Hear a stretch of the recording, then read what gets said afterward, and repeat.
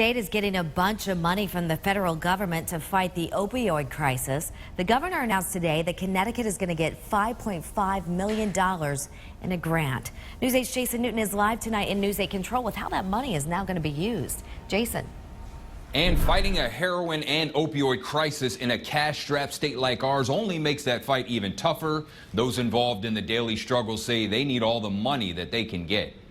I think this is a huge deal. This is going to be the wind in our sails. For those on the front lines of the opioid epidemic, like Dr. Craig Allen, who is the medical director at Rushford in Meriden, dealing with the scourge of addiction seems like a never-ending battle.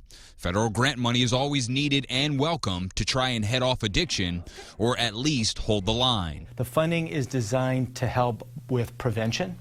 So early education to try to prevent people from developing any of these problems with opioids and other substances. The federal grant money is going to all 50 states. Nearly 900 people died last year in Connecticut alone from opioid-related overdoses.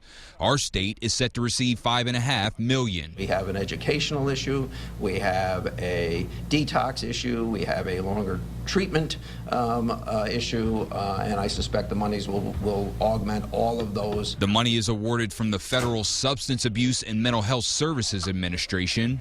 Locally, it will be allocated through the Connecticut Department of Mental Health and Addiction Services. The goal there is to try to identify people either before they develop problems or at earlier stages if they may be developing problems, and it's easier to intervene then.